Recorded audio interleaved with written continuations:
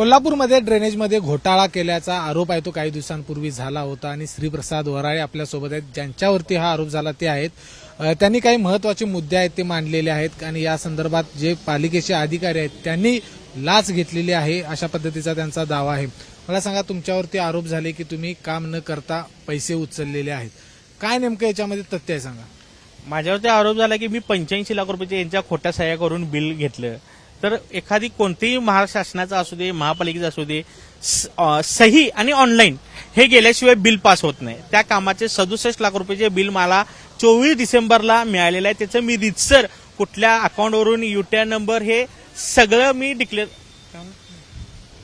सगळे मी त्या माझ्या पत्रकामध्ये मी मांडलेलं आहे. माझ्यावरती आरोप झाला आहे की मी यांच्या खोट्या सह्या केल्या.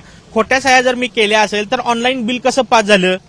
हे बिल पास करताना मी तत्कालीन शहर अभियंता नेत्रदीप सरनोबत, गायकवाड मॅडम, उपशहर अभियंता, पवडी विभाग अधिकारी सर्वांना ठरलेली टक्केवारी देऊन पैसे घेतले. बिल माझं किती टक्केवारी आहे? कुणाकुणाची किती टक्केवारी दिली सांगा. जर पाऊस शहर अभियंता यांना 2%, जेईना 2%, उपशहर अभियंत्यांना 1%, पवडी अकाउंटमध्ये अधीक्षक क्लार्क यांना लाखाला 100 रुपये.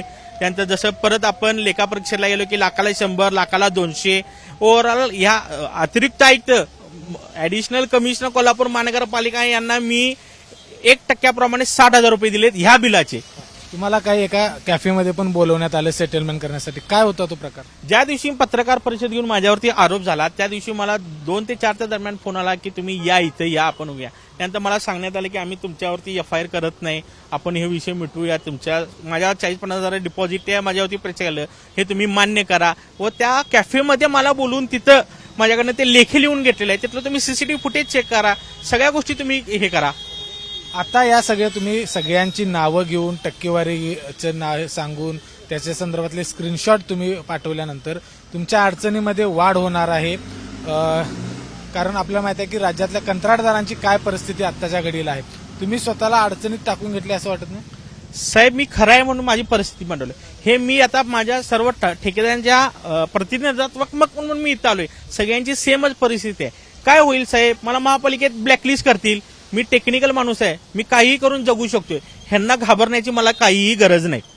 हर्षल देखील माहिती आहे आपल्याला, आपल्या जवळच्या सांगली जिल्ह्यातला हर्षल याच असल्या सगळ्या तगाद्यामुळे त्याच्यामुळे त्याला एक जीव गमवावा लागला. तुमचा मित्र पण होता असं म्हणाला.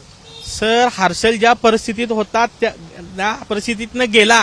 ती परिस्थिती या भ्रष्ट अधिकारी ठेकेदारांनी बबन पवार यांनी आता माझ्यावरती तयार केलेली आहे. मी त्याच मानसिकतेमध्ये आहे, फक्त मी न्यायासाठी लढायला लागलोय. तर आपण बघितलं की या ठिकाणी कोल्हापूर महानगरपालिकेतल्या अधिकाऱ्यांनी कशा पद्धतीनं पैसे घेतले, कशा पद्धतीनं या ठिकाणी त्यांना टक्केवारीनुसार त्यांना पैसे दिले, याचा सगळा लेखाजोखा आहे तो या ठिकाणी मांडलेला आहे. त्याचबरोबर हर्षलची जी परिस्थिती होती, हर्षल ज्या मानसिकतेतून गेला आणि टोकाचं पाऊल उचललं, त्याच परिस्थितीमध्ये मी सध्या असल्याचं देखील या ठिकाणी म्हटलेलं आहे. कॅमेरामन निलेश शेवाळेसह विजय केसरकर, ABP माझा, कोल्हापूर.